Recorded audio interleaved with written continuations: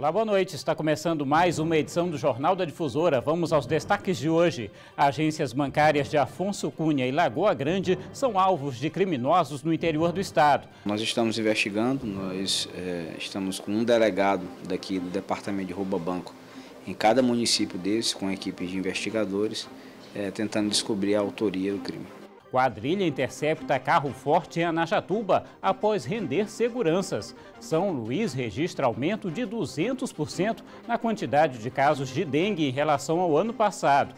Com um acordo entre governo e oposição, PEC dos fundos públicos e do Fundo de Segurança é mantida. E ainda a vice-presidente visita a capital e esclarece detalhes sobre o novo Conselho da Amazônia Legal. O Jornal da Difusora já está no ar.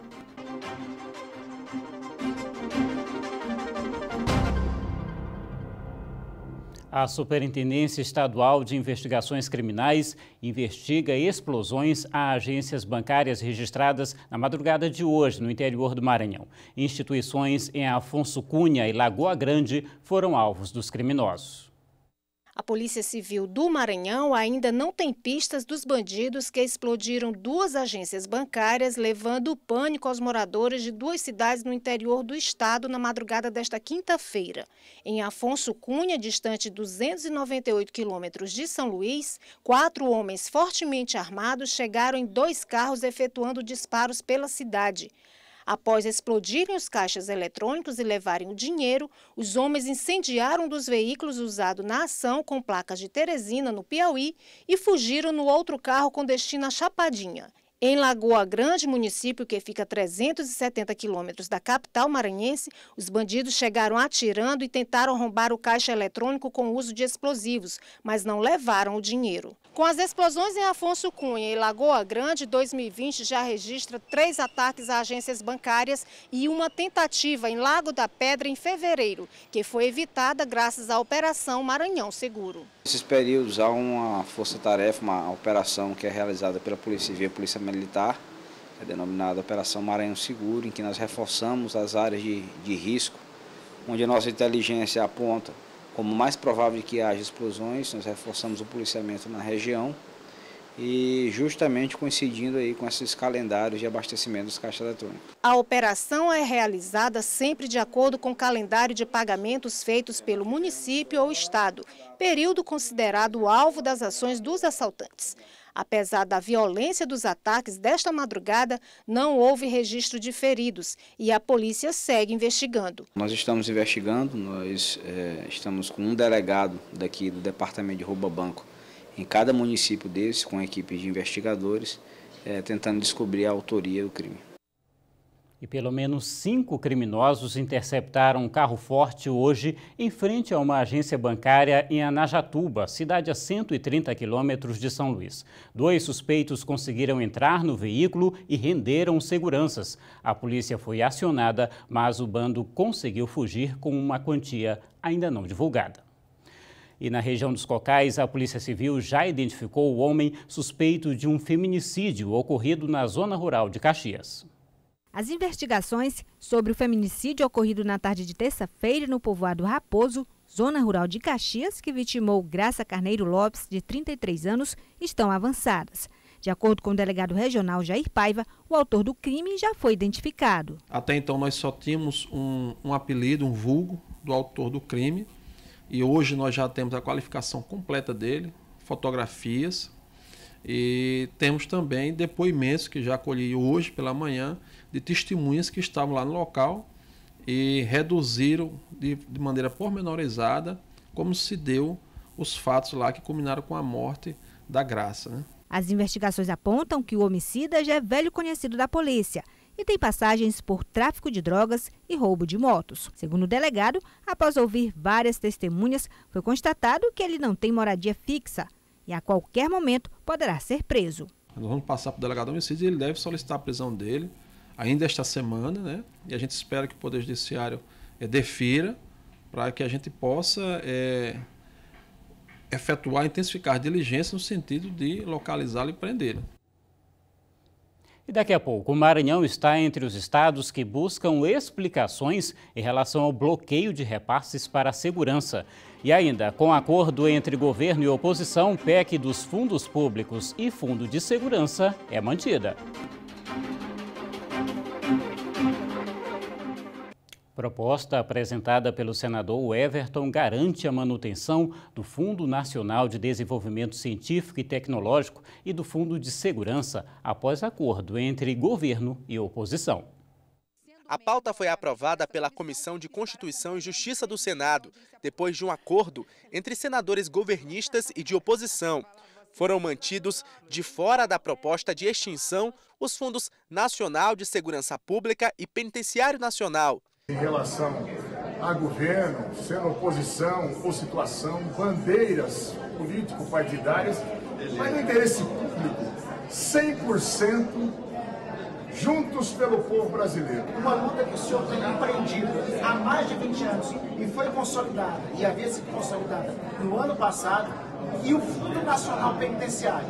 Estes dois fundos estão preservados no relatório do senador Otto Alencar e vão ser preservados na proposta de emenda constitucional dos fundos públicos. No ano passado, o governo federal enviou ao Congresso uma proposta de emenda à Constituição que permitirá, se aprovada, a utilização de recursos dos mais de 200 fundos que concentram hoje cerca de 220 bilhões de reais da Receita da União. Segundo o Ministério da Economia, o dinheiro está subutilizado. Com a retirada dos dois fundos, ficam garantidos aos estados, por exemplo, investimentos na compra de viaturas e equipamentos para o policiamento. Quando for uma agenda importante, como é o caso da segurança pública, o Fundo Social da Segurança Pública, o fundo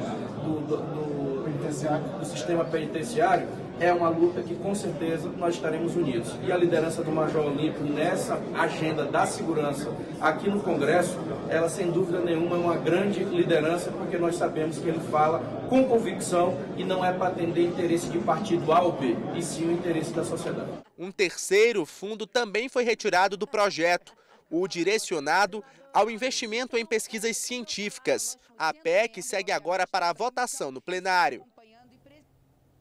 E o Maranhão está entre os estados que buscam explicações em relação ao bloqueio de repasses destinados a investimentos no setor da segurança pública. Sem essas verbas, as unidades da federação já começam a sentir os impactos negativos que podem gerar, inclusive, uma forte crise na área.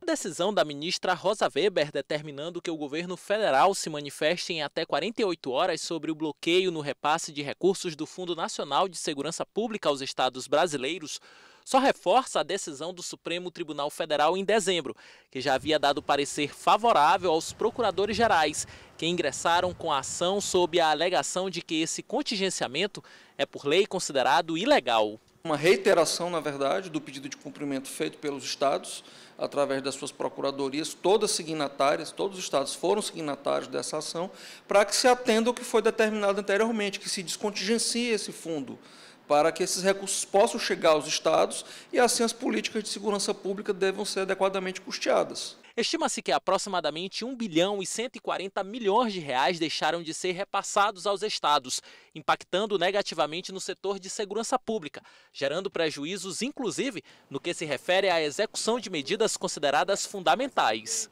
Quando ele é cortado, ele impacta a folha de pagamento, ele impacta a renovação da frota, ele impacta investimentos no que diz respeito à capacitação dos policiais, a operações integradas de segurança e também a modernização do aparato de inteligência da segurança pública. A situação reflete também nos índices de criminalidade, que tendem a aumentar como consequência da falta de investimentos. Uma vez que não há os recursos, não há investimentos. Não havendo investimentos, as políticas de policiamento comunitário, de policiamento preventivo, de policiamento investigativo e ostensivo sofrem, ficam prejudicadas. No último mês de fevereiro, o Colégio Nacional de Procuradores Gerais dos Estados e do Distrito Federal reuniu representantes de todas as unidades da federação. Entre os assuntos da pauta, o contingenciamento dos recursos oriundos do Fundo Nacional de Segurança Pública também foi discutido. No encontro ficou estabelecido que, se a decisão do Supremo Tribunal Federal não for cumprida, o governo federal será novamente representado judicialmente, só que dessa vez com pedido de medidas mais duras. Havendo a necessidade, diante de um não cumprimento, ao tempo e ao modo, tal como determinado pela relatora, nós iremos propor medidas cada vez mais drásticas no sentido de obter o adimplemento dessa obrigação, inclusive, se for o caso, até com bloqueio de recursos, diante dessa negativa em atender o que foi determinado judicialmente. 50 minutos. Esse é o tempo máximo para a emissão de documentos na primeira circunscrição regional de trânsito em Imperatriz. Com o novo formato, estão sendo confeccionados 300 documentos por dia. São duas dificuldades. Uma, pagar o documento do veículo. Outra, receber. O Esdras pagou um documento atrasado de 2019 e desde o início do ano aguardava em casa. Esta semana veio pessoalmente a Ciretran. Agendou uma data e hoje alcançou o objetivo. Estava esperando receber em casa, só que não chegou, eu vim aqui. Aí foi agendado, eu vim ontem, aí foi agendado para hoje, 11 horas. Aí eu vim agora e peguei o documento. Com o novo formato de emissão, a direção da primeira Ciretran garante que no tempo máximo de 50 minutos, o documento é entregue nas mãos do solicitante. Nós temos um código no nosso sistema, onde nos permite, se for da vontade do cidadão, do usuário, ele pagando as taxas, ele tem 40 minutos para que essas taxas caiam no sistema e a gente coloca essa senha e o documento passa a ser emitido por Imperatriz, pela nossa Ciretran, e ele tem aí 40, 50 minutos para já sair da Ciretran com o seu documento em mãos. Para solicitar a emissão imediata do documento do veículo, o contribuinte deve apenas comparecer aqui à primeira Ciretran, depois que efetuar o pagamento e apresentar um documento com foto, que pode ser a carteira de identidade ou a CNH. A Ciretran afirma que nesse formato emite diariamente cerca de 300 documentos.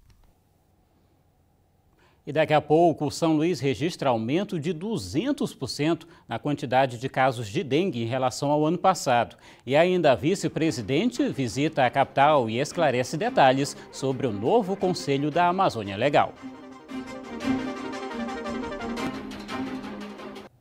O vice-presidente general Hamilton Mourão esteve hoje na capital maranhense para prestar esclarecimentos sobre o Conselho da Amazônia Legal. Após o encontro com o governador Flávio Dino, ele conversou com a imprensa. Eduardo Bueno tem os detalhes. O vice-presidente da República, Hamilton Mourão, chegou a São Luís no início da tarde. Ele seguiu direto para o Palácio dos Leões, onde se reuniu com o governador do estado, Flávio Dino. Na reunião, ele explicou para o governador os detalhes do novo Conselho da Amazônia, criado no mês passado, depois de um decreto do governo federal.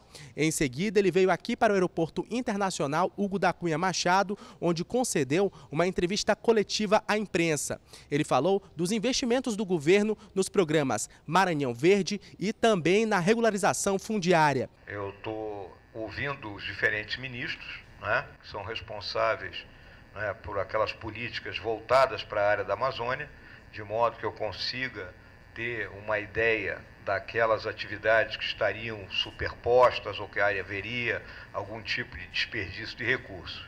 E, ao mesmo tempo, estou indo em cada um dos estados para ouvir dos seus governadores, né, a sua visão sobre as principais necessidades, as prioridades para o seu estado, de modo que quando nós fecharmos esse planejamento que está previsto ali para o dia 25 de março, né, eu tenha condições de atacar os problemas principais de uma forma coordenada, tanto por parte do governo federal como por parte dos estados. Daqui, ele seguiu direto para Brasília. Eduardo Bueno para o Jornal da Difusora. E nessa época do ano, além das viroses, é preciso tomar cuidado com uma outra doença velha conhecida dos brasileiros, a dengue. Na capital, o número de casos de janeiro até agora já é 200% maior do que no mesmo período do ano passado. Pelo quintal estão espalhadas latas, garrafas, pneus e uma série de entulhos que nesse período de chuva podem trazer sérios problemas de saúde. O seu Josuel já está com virose e, assim como ele, outras pessoas da família já foram até parar no hospital. Complicado demais, muita febre, vômito, arriado mesmo, já foi hospitalizado. A partir de agora eu vou tomar mais cuidado mesmo. Vou colar no pessoal aí para ter cuidado com isso aí. E todos esses sintomas aí são bem parecidos com algo que é bem mais grave que só uma virose, a dengue. Este ano, 2 pessoas podem ter morrido devido à doença. Os casos estão em investigação. E são situações como essas que potencializam o aumento no número de casos. Só nos primeiros 2 meses desse ano, mais de 248 notificações chegaram à vigilância epidemiológica. Isso é 200% maior do que o mesmo período do ano passado. Por isso, não basta só esse trabalho da vigilância. A consciência é também fundamental. O seu Josiel aprendeu a lição, assim como os vizinhos dele. Cuidado, sempre limpo, por causa dessa doença que está tendo aí. Você acha importante fazer isso? É demais. Você faz aqui na sua casa? Aqui na minha casa também. O número alarmante de casos em São Luís ainda não é considerado surto, apesar do Ministério da Saúde colocar todo o Maranhão em alerta.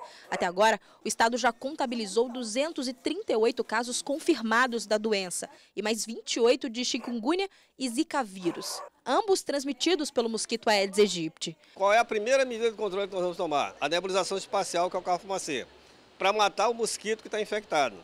E também identificar onde é que está o foco para identificar e eliminar esse foco, tá?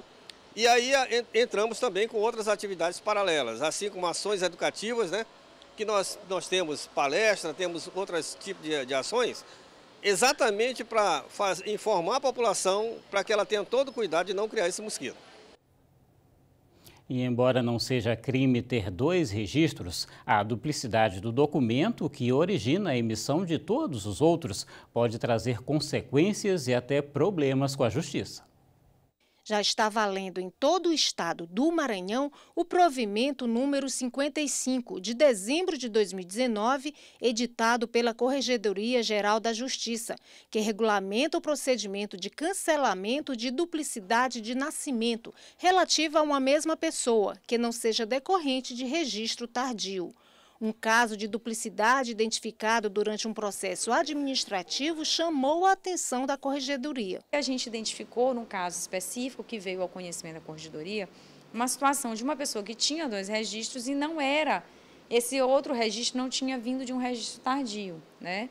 Então, a gente sentiu a necessidade de agitar esse provimento para que se regulasse o procedimento de cancelamento também nessa situação. A medida foi tomada pelo Corregedor-Geral de Justiça, desembargador Marcelo Carvalho Silva, complementando o provimento de número 28 de 2013, editado pelo Conselho Nacional de Justiça, que realiza o cancelamento de duplicidade de nascimento somente nos casos decorrentes de registros após o prazo legal, que é de 3 meses após o nascimento. Embora não seja crime ter 2 registros, a duplicidade do documento que origina a emissão de todos os outros pode trazer consequências e até mesmo problemas com a justiça.